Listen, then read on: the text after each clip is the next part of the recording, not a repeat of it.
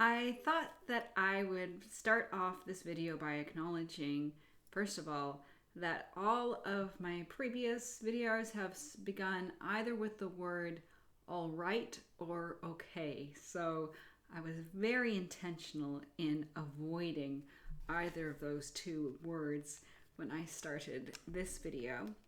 And I also thought I would reference back to a previous chapter in a previous video in which I spoke about some of the influences that Robinson Crusoe has had on literature, on film, on television, and also just on society.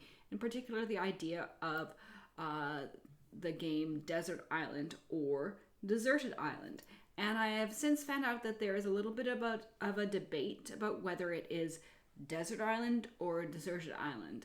And this is in reference to the idea, if you were abandoned on a desert or deserted island, what would you bring with you if you were allowed one item? Or if you could have 3 movies, what would those 3 movies be? Or if you could bring one book, what would that one book be?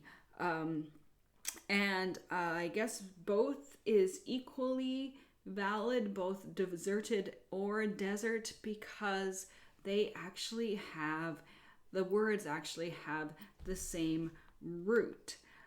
So specifically, I've looked it up and I've got it here. They come from late Latin desertum, which literally means thing abandoned. Or forsaken, and the sense of waterless, treeless region of considerable extent was Middle English, and it gradually became the main meaning. So originally it was a bit more of this idea of something being abandoned, and that kind of developed into it being abandoned or barren of all plant life. So there's a bit of etymology for you. Desert, deserted, same root. Okay, but Robinson Crusoe is not on a desert island. He is on what he originally thought was a completely deserted island, but he has since found that there are occasionally some other people who make their way here and make their way to the island and do some somewhat nefarious things or activities that initially make him want to fight them, but then he realizes that it is not his job to pour judgment down upon their actions. And we will pick it up from there. This is chapter 9 in the abridged version of Robinson Crusoe that does not want to go into focus.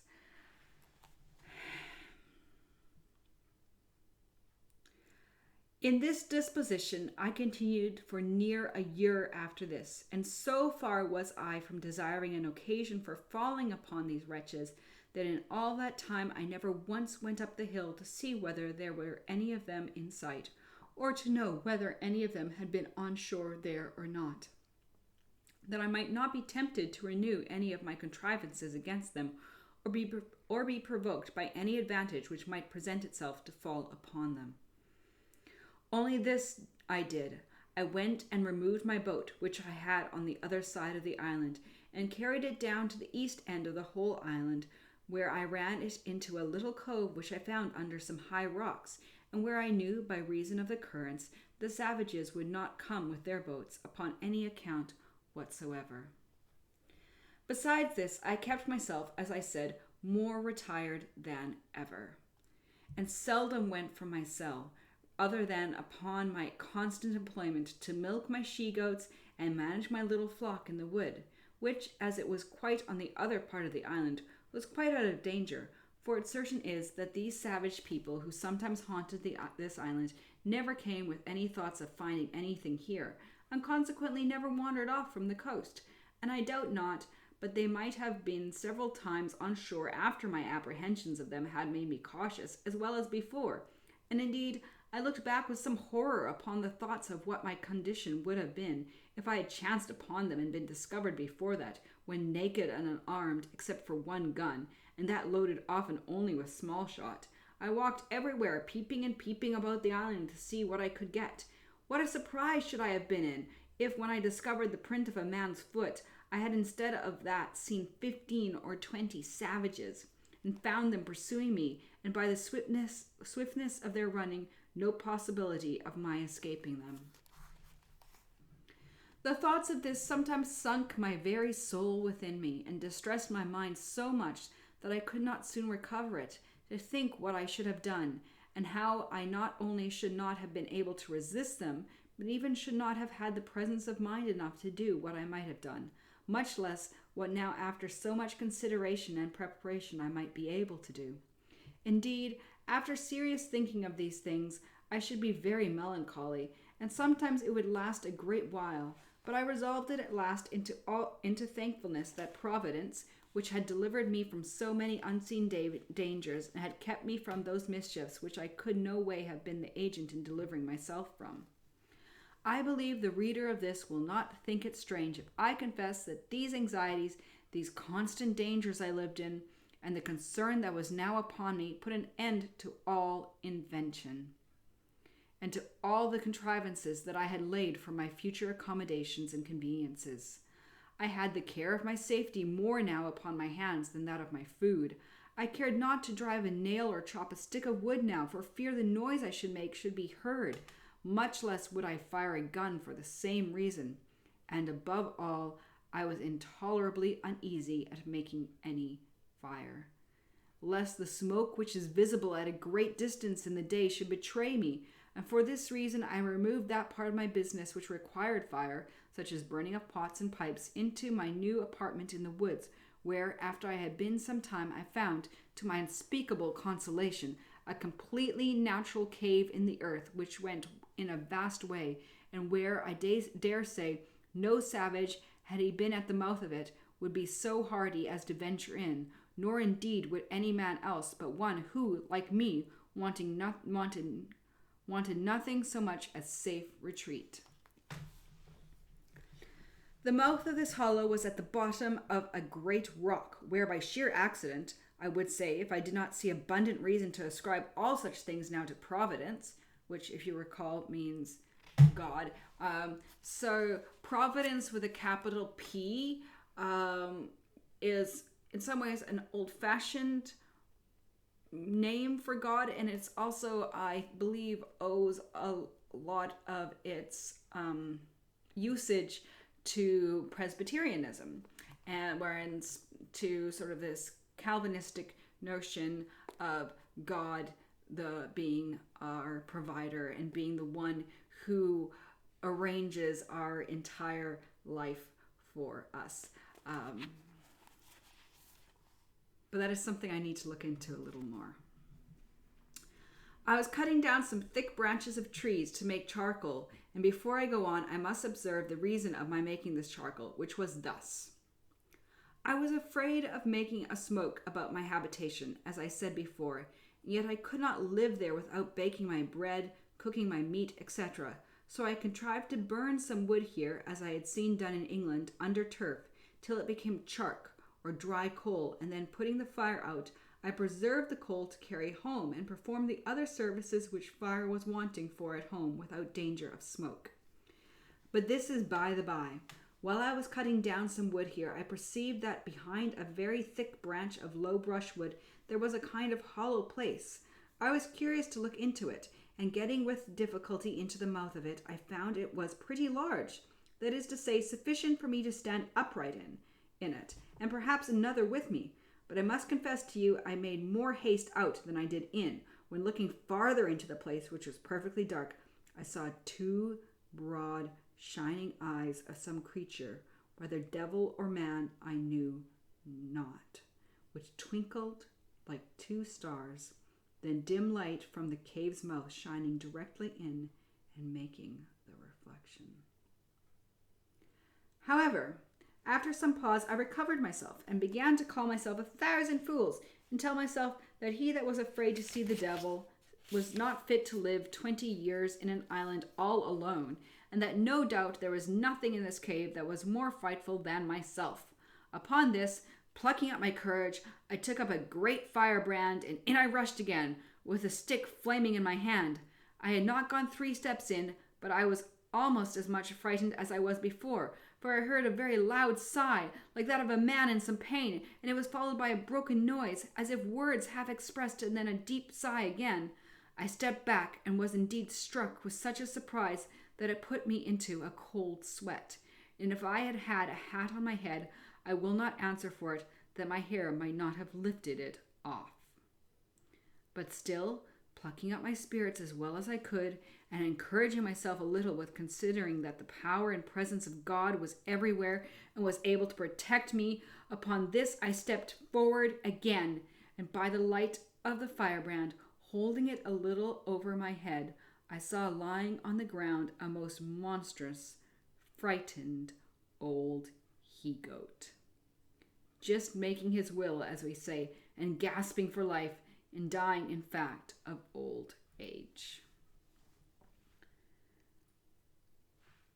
I stirred him a little to see if I could get him out, and he tried to get up, but was not able to raise himself, and I thought with myself he might even lie there, for if he had frightened me so,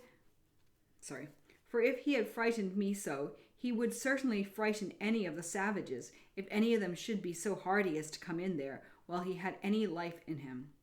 I was now recovered from my surprise, and began to look round me, when I found the cave was but very small, that is to say, it might be about 12 foot over, but in no manner of shape, either round or square, no hands having ever been employed in making it but those of nature. I observed also that there was a place at the farther side of it that went in farther, but was so low that it required me to creep upon my hands and knees to go into it, and whither I went I knew not. So having no candle, I gave it over for some time, but resolved to come again the next day, provided with candles and a tinderbox, which I had made of the lock of one of the muskets. A tinderbox was something that was used to start a fire, to create a spark to start a fire. Accordingly, the next day I came provided with 6 large candles of my own making, for I made very good candles now of goat's tallow, and going into this low place, I was obliged to creep upon all fours, as I have said, almost 10 yards, which, by the way, I thought was a venture bold enough, considering that I knew not how far it might go, nor what was beyond it. When I was got through the strait, I found the roof rose higher up, I believe near 20 foot, but never was such a glorious sight seen in the island, I dare say, as it was to look round the sides and roof of this vault or cave. The walls reflected 100,000 lights to me from my 2 candles. What it was in the rock, whether diamonds or any other precious stones or gold, which I rather supposed it to be, I knew not. The place I was in was a most delightful cavity or grotto of its kind, as could be expected, though perfectly dark.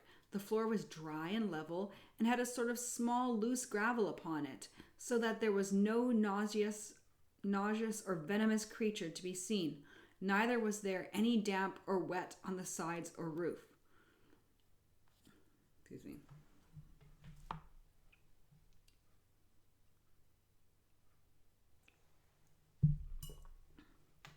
The only difficulty in it was the entrance, which, however, as it was a place of security, and such a retreat as I wanted, I thought was a convenience, so that I was really delighted at the discovery, and resolved without any delay to bring some of those things which I was most anxious about to this place. Particularly, I resolved to bring hither my store of powder, and 2 fowling pieces, for I had 3 in all, and 3 muskets, for them I had 8 in all. So I kept at my castle only 5, which stood ready mounted like pieces of cannon on my utmost fence, and were ready also to take out upon any expedition. Upon this occasion of removing my ammunition, I took occasion to open the barrel of powder which I took up out of the sea, and which had been wet, and I found that the water had penetrated about 3 or 4 inches into the powder on every side, which, caking and growing hard, had preserved the inside like a kernel in a shell, so that I had near 60 pound of very good powder at the center of the cask, and this was an agreeable discovery to me at that time. Okay, I'm just going to read a note that I have about gunpowder. So, gunpowder is composed primarily of potassium nitrate, which will dissolve in water. If the barrel spent only a small amount of time in the sea, then the gunpowder in the center of the barrel could still be usable.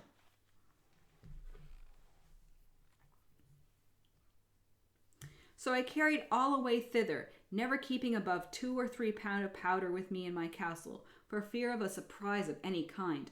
I also carried thither all the lead I had left for bullets. I fancied myself now like one of the ancient giants, which are said to live in caves and holes in the rocks, where none could come at them. For I persuaded myself while I was here, if 500 savages were to hunt me, they could never find me out, or if they did, they would not venture to attack me here.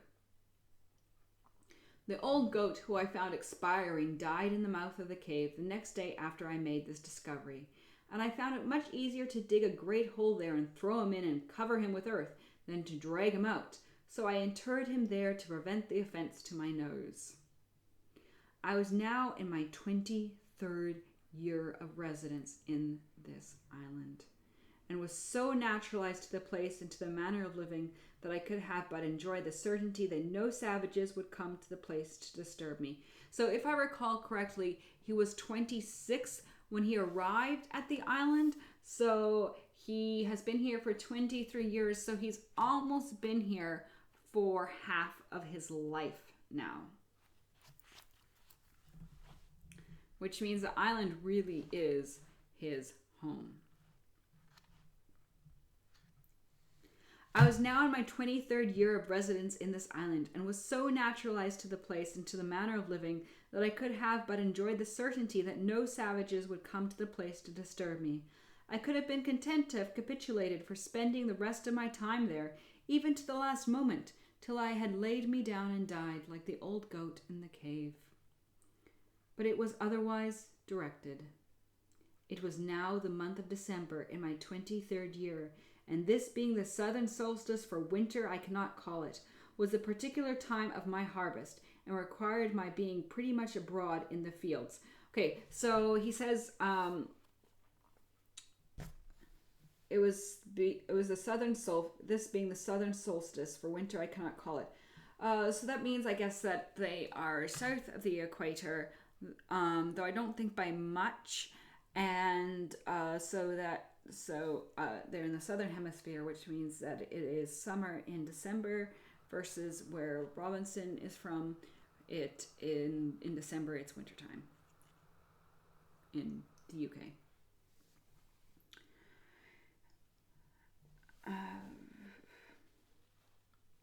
And this being the southern solstice for winter I cannot call it, was the particular time of my harvest, and required my being pretty much abroad in the fields, when going out pretty early in the morning, even before it was fully daylight, I was surprised with seeing a light of some fire upon the shore. At a distance from me of about 2 miles towards the end of the island, where I had observed some savages had been as before, but not on the other side, but to my great affliction it was on my side of the island. I was indeed terribly surprised at the sight, and stopped short within my grove, not daring to go out lest I might be surprised. And yet I had no more peace within from the apprehensions I had that if these savages, in rambling over the island, should find my corn standing or cut, or any of my works and improvements, they would immediately conclude that there were people in the place, and would then never give over till they had found me out. In this extremity I went back directly to my castle, pulled up the ladder after me, and made all things without look as wild and natural as I could. Then I prepared myself within, putting myself in a posture of defense. I loaded all my cannon, as I called them, that is to say, my muskets, which were mounted upon my new fortification, and all my pistols, and resolved to defend myself to the last gasp, not forgetting seriously to commend myself to the divine protection, and earnestly to pray to God to deliver me out of the hands of the barbarians.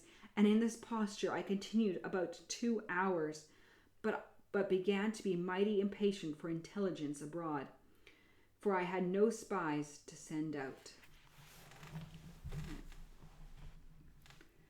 After sitting a while longer and musing what I what I should do in this case, I was not able to bear sitting in ignorance any longer.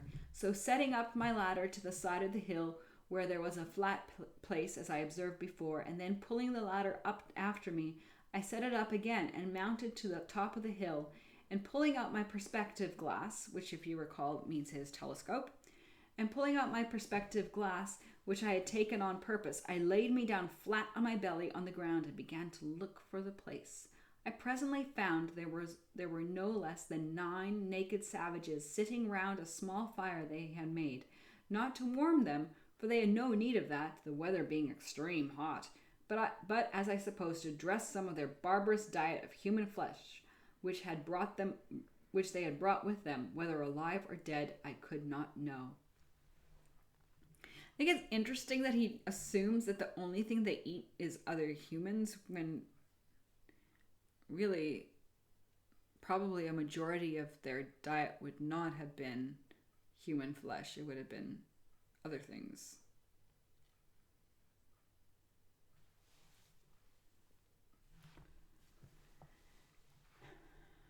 They had 2 canoes with them, which they had hauled up upon the shore, and as it was then tide of ebb, they seemed to me to wait for the return of the flood to go away again. It is not easy to imagine what confusion the sight put me into, especially seeing them come on my side of the island, and so near me too. But when I observed their coming must always be with the current of the ebb, I began afterwards to be more sedate in my mind, being satisfied that I might go abroad with safety all the time of the tide of flood, if they were not on shore before. And having made this observation, I went abroad with my harvest work with the more composure. As I expected, so it proved. For as soon as the tide made to the westward, I saw them all take boat and paddle away. As soon as I saw them shipped and gone, I took 2 guns upon my shoulders and 2 pistols at my girdle, and my great sword by my side, without a scabbard, and with all the speed I was able to make, I went away to the hill where I had discovered the first appearance of all. And as soon as I got there, which was not less than 2 hours, for I could not go apace, being so laden with arms, I perceived there had been 3 canoes more of savages in that place, and looking out farther, I saw they were all at sea together, making for the main. This was a dreadful sight to me, especially when going down to the shore I could see the marks of horror which the dismal work they had been about had left behind it, the blood, the bones, and part of the flesh of human bodies, eaten and devoured by those wretches. With merriment and sport, I was so filled with indignation at the sight that I began now to premeditate the destruction of the next that I saw there, let them be who or how many soever. It seemed evident to me that the visits which they thus make to this island are not very frequent, for it was above 15 months before any more of them came on shore there again. But in the month of May, as near as I could calculate, and in my 24th year, I had a very strange encounter with them, of which in its place.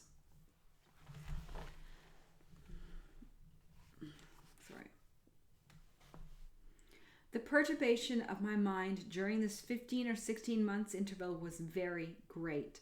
I slept unquiet, dreamed always frightful dreams, and often started out of my sleep in the night. In the day great troubles overwhelmed my mind, and in the night I dreamed often of killing the savages, and of the reasons why I might justify the doing of it. But to waive all this for a while, it was the middle of May, on the 16th day, I think, as well as my poor wooden calendar would reckon, for I marked all upon the post still. I say it was the 16th of May that it blew a very great storm of wind all day, with a great deal of lightning and thunder, and a very foul night it was after it. I know not what was the particular occasion of it, but as I was reading in the Bible and taken up with very serious thoughts about my present condition, I was surprised with the noise of a gun, as I thought, fired at sea. This was to be sure a surprise of a quite different nature from any I had met with before, for the notions this put into my thoughts were quite of another kind. I started up in the greatest haste imaginable, and in a trice clapped my ladder to the middle place of the rock, and pulled it after me, and mounting it the second time, got to the top of the hill the very moment that flash of fire bid me listen for a second gun, which accordingly in about half a minute I heard, and by the sound knew that it was from that part of the sea where I was driven down the current in my boat. Long chapter. I immediately considered that this must be some ship in distress, and that they had some comrade or some other ship in a company, and fired these guns for signals of distress and to obtain help. I had this presence of mind at that minute as to think that though I could not help them, it may be that they might help me. So I brought together all the dry wood I could get at hand, and making a good handsome pile, I set it on fire upon the hill. The wood was dry and blazed freely. I was certain if there was any such thing as a ship, they must needs see it. And no doubt they did, for as soon as ever my fire blazed up, I heard another gun, and after that several others, all from the same quarter. I plied my fire all night long till day broke, and when it was broad day and the air cleared up, I saw something at a great distance at sea, full east of the island.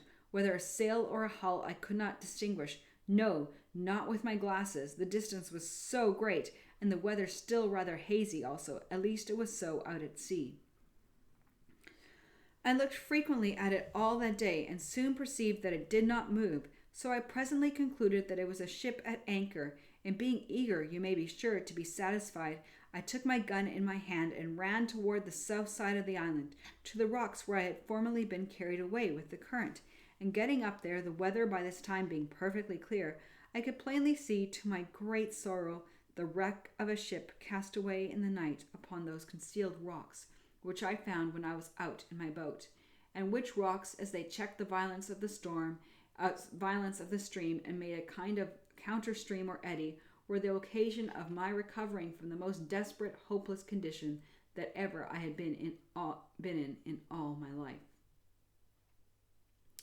Thus, what is one man's safety is another man's destruction.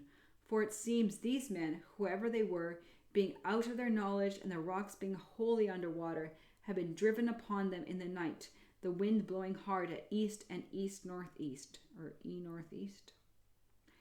Had they seen the island, as I must necessarily suppose they did not, they must, as I thought, have endeavored to have saved themselves on shore by the help of their boat. But their firing of their guns for help, especially when they saw, as I imagined, my fire, filled me with many thoughts.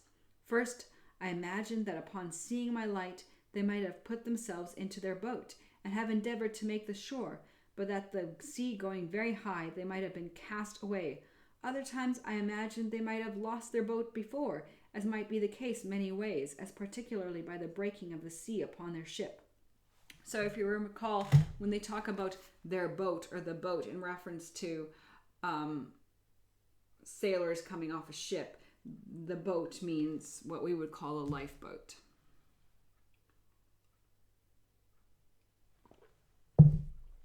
So a smaller boat more likely to withstand a rough storm and less likely to be broken apart by big waves.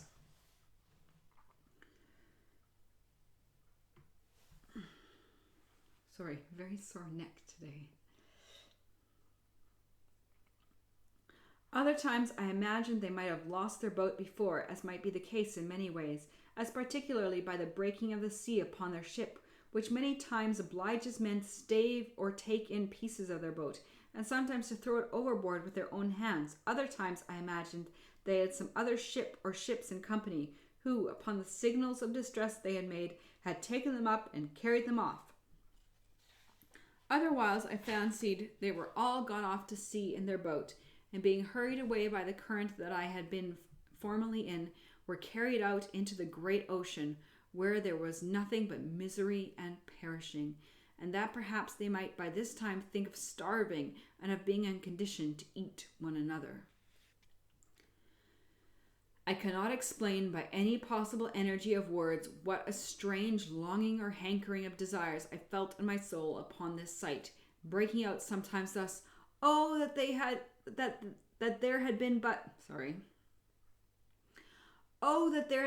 one or two, nay, but one soul saved out of this ship to have escaped to me, that I might have had one companion, one fellow creature to have spoken to me and to have conversed with." In all the time of my solitary life, I never felt so earnest, so strong a desire after the society of my fellow creatures, or so deep a regret at the want of it. But it was not to be.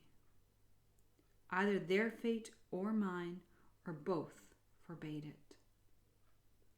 For till the last year of my being on this island, I never knew whether any were saved out of the ship or no, and had only the affliction some days after to see the corpse of a drowned boy come on shore at the end of the island which was next to the shipwreck.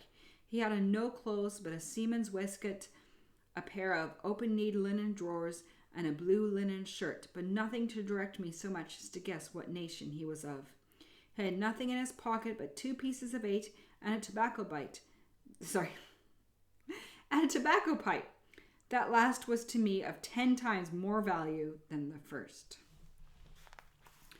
It was now calm, and I had a great mind to venture out in my boat to this wreck, not doubting but I might find something on board that might be useful to me, but that did not altogether press me so much as the possibility that there might yet be some living creature on board, whose life I might not only save, but might, by saving that life, comfort my own to the last degree.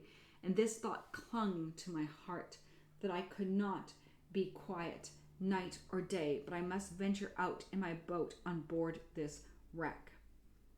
And committing the rest to God's providence, I thought the impression was so strong upon my mind that it could not be resisted, that it must come from some invisible direction, that I should be untrue to myself if I did not go. Under the power of this impression, I hastened back to my castle, prepared everything for my voyage, took a quantity of bread, a great pot for fresh water, a compass to steer by, a bottle of rum, for I had still a great deal of that left, a basket full of raisins, and thus loading myself with everything necessary, I went down to my boat, got the water out of her, and got her afloat, loaded all my cargo in her, and then went home again for more. My second cargo was a great bag full of rice, the umbrella to set up over my head for shade, another large pot full of fresh water, and about 2 dozen of my small loaves of barley cakes, more than before, with a bottle of goat's milk and a cheese, all which, with great labor and sweat, I brought to my boat. And praying to God to direct my voyage, I put out, and rowing the canoe along the shore, I came at last to the utmost point of the island on that northeast side.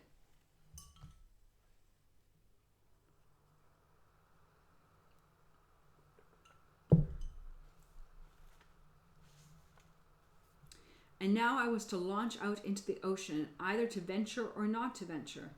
I looked on the rapid currents which ran out constantly on both sides of the island at a distance, and which were very terrible to me, from the remembrance of the hazard I had been in before, and my heart began to fail me, for I foresaw that if I was driven into either of those currents, I should be carried a vast way out to sea, and perhaps out of my reach or sight of the island again, and that then, as my boat was but small, if any little wind should rise, I should be inevitably lost. These thoughts so oppressed my mind that I began to give over my enterprise, and having hauled my boat into a little creek on the shore, I stepped out and sat me down upon a little rising bit of ground, very pensive and anxious, between fear and desire about my voyage, when, as I was musing, I could perceive that the tide was turned, and the flood come on, upon which my going was for so many hours impracticable. Upon this presently it occurred to me that I should go up to the highest piece of ground I could find, and observe, if I could, how the sets of the tide or currents lay when the flood came in, that I might judge whether, if I was driven one way out, I might not expect to be driven another way home, with the same rapidness of the currents. So he's going to look to see if he can actually use the currents to his advantage. This thought was no sooner in my head, but I cast my eye upon a little hill, which sufficiently overlooked the sea both ways, and from whence I had a clear view of the currents or sets of the tide, and which way I was to guide myself in my return. Here I found that as the current of the ebb set out close by the south point of the island, so the current of the flood set in close by the shore of the north side, and that I had nothing to do but to keep to the north of the island in my return, and I should do well enough. Encouraged with this observation, I resolved the next morning to set out with the first of the tide, and having spent the night in the canoe, I launched out. I made first a little out to sea full north till I began to feel the benefit of the current, which set eastward, and which carried me at a great rate, and did not so hurry me as the southern side current had done before, and so as to take from me all government of the boat. But having a strong steerage with my paddle, I went at a great rate directly for the wreck, and in less than 2 hours I came up to it. It was a dismal sight to look at. The ship, which by its building was Spanish, stuck fast, jammed in between two rocks. All the stern and quarter of her was beaten to pieces by the sea, and as her forecastle, which was stuck in the rocks, had run on with great violence, her mainmast and foremast were broken short off, but her boltsprit was sound, and the head and bow appeared firm. I went on board, but the first sight I met with was 2 men drowned in the cook-room or forecastle of the ship, with their arms fast about one another. I concluded, as is indeed probable, that when the ship struck, it being in a storm, the sea broke so high and continually over her that the men were not able to bear it, and were strangled with the constant rushing in of the water, as much as if they had been under water. There was nothing left in the ship that had life, nor any goods that I could see but what were spoiled by the water. There were some casks of liquor, whether wine or brandy I knew not, which lay lower in the hold, and which, the water being ebbed out, I could see, but they were too big to meddle with. I saw several chests, which I believed belonged to some of the seamen, and I got 2 of them into the boat without examining what was in them. I found besides these chests a little cask full of liquor of about 20 gallons, which I got into my boat with much difficulty. There were several muskets in a cabin, and a great powder horn with about 4 pounds of powder in it. As for the muskets, I had no occasion for them, so I left them, but took the powder horn. I took a fire shovel and tongs, which I wanted extremely, as also 2 little brass kettles, a copper pot to make chocolate, and a gridiron. I like the copper pot specifically for the making of hot chocolate. Yes, back in this time, I believe chocolate was mostly drunk. It wasn't eaten in blocks or bars like we eat today. A copper pot to make chocolate and a gridiron, and with this cargo I came away, and the tide beginning to make home again, and the same evening, about an hour within night, reached the island again, weary and fatigued to the last degree.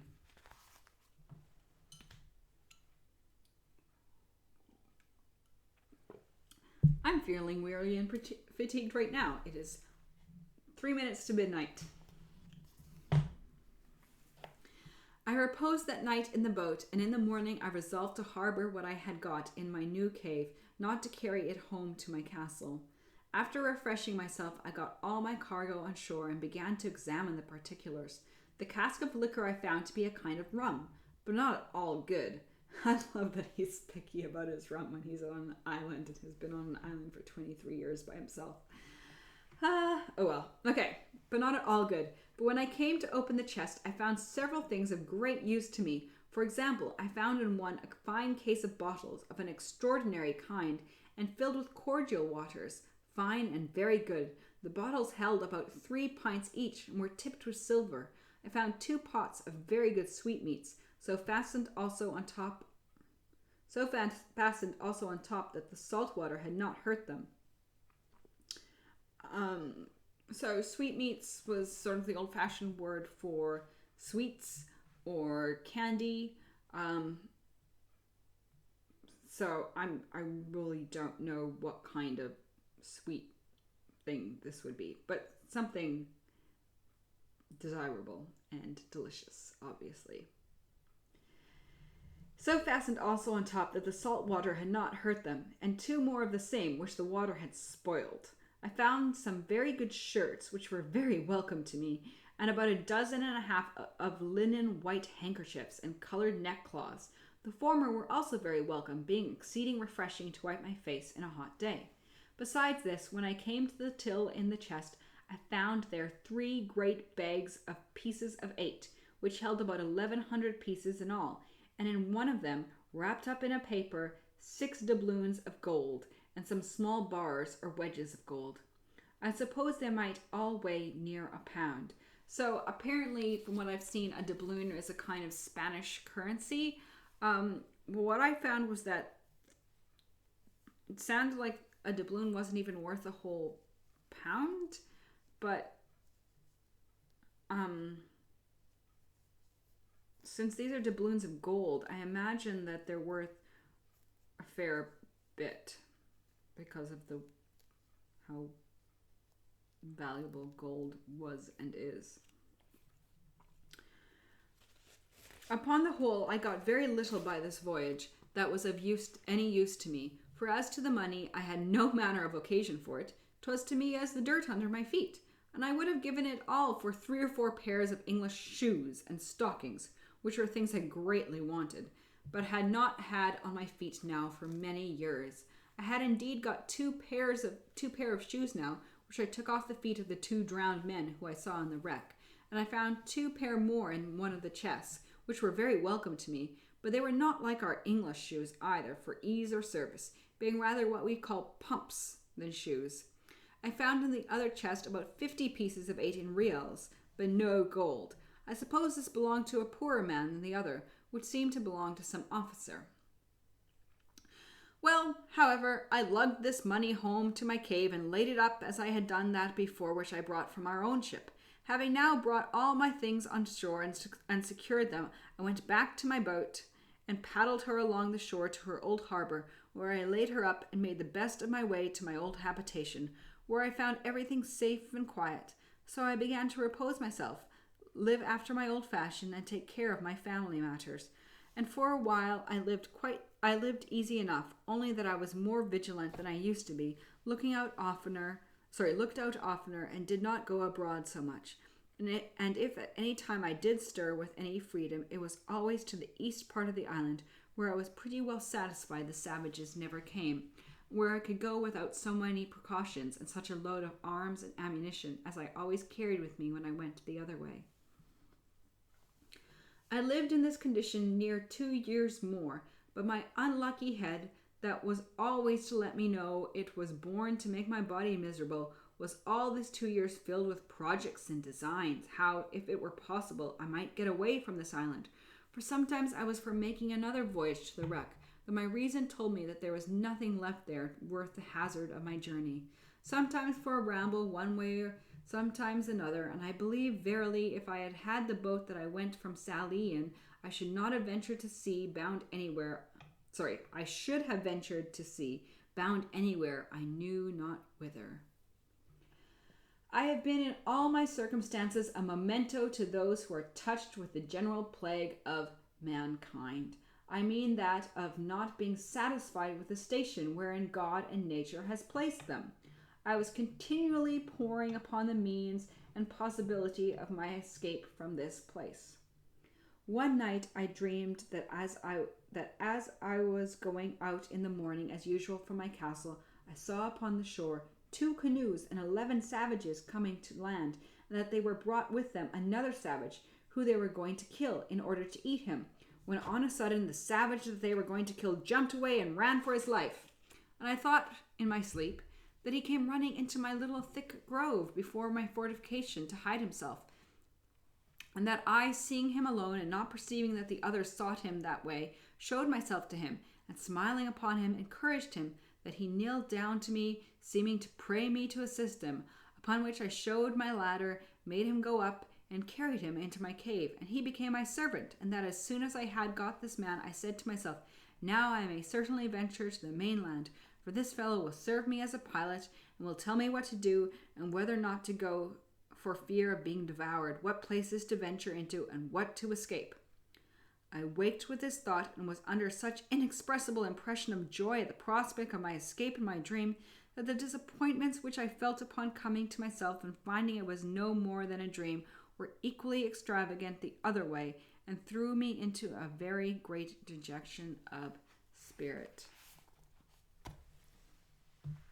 Upon this, however, I made this conclusion, that my only way to go about and attempt for an escape was, if possible, to get a savage into my possession. So he's still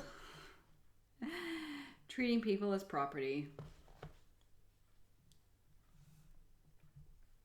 And if possible, it should be one of their prisoners, who they had condemned to be eaten, and should bring thither to kill. But these thoughts still were attended with this difficulty, that it was impossible to effect this without attacking a whole caravan of them and killing them all. And this was not only a very desperate attempt and might miscarry, but on the other hand, I had greatly scrupled the lawfulness of it to me, and my heart trembled at the thoughts of shedding so much blood, though it was for my deliverance.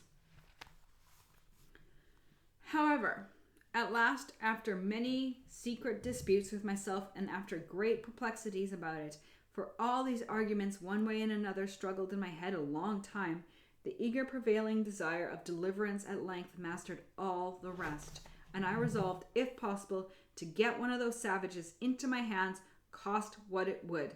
My next thing then was to contrive how to do it, and this indeed was very difficult to resolve on. But as I could pitch upon no probable means for it, so I resolved to put myself upon the watch, to see them when they came on shore, and leave the rest to the event, taking such measures as the opportunity would present, let be what would. So he will just essentially take his chances, and depending on the circumstances. With these resolutions in my thoughts, I set myself upon the scout as often as possible, and indeed so often till I was heartily tired of it, for it was above a year and a half that I waited, and for a great part of that time went out to the west end, and to the southwest corner of the island, almost every day to look for canoes, but none appeared. This was very discouraging, and began to trouble me much, though I cannot say that it did in this case, as it had done some time before that, wear off the edge of my desire to the thing. But the longer it seemed to be delayed, the more eager I was for it. In a word, I was not at first so careful to shun the sight of these savages and avoid being seen by them, as I was now eager to be upon them. Okay, and that is the end of chapter 9. We are come to chapter 10, and look how much left we have in our book. This is exciting. How will Robinson make his way off the island?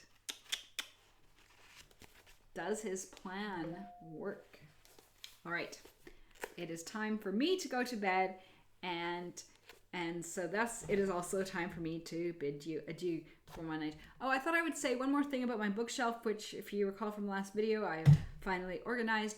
What you can see is sort of the main part of the bookshelf, which starts off in chronological order, and then down at the bottom, it sort of becomes more contemporary literature. Then it's kind of like organized by where the literature is from: Kiwi, Canadian, Indian, for example. And there's also a selection of books that have been made into movies, and just a selection of some other books. But at the top are my hardcover books and my Chronicles of Narnia. I actually have quite a few C.S. Lewis books, but most of them are on another bookshelf in the passageway because they don't fit on this bookshelf. And I have the entire Calvin and Hobbes, but the other two books are in other rooms because the kids are reading them right now. And then over there you can see is our wedding photo album. Yay! And you're probably wondering about the trophies. Those are my husband's. He has won 2 national Toastmasters titles. Toastmasters is a kind of public speaking organization.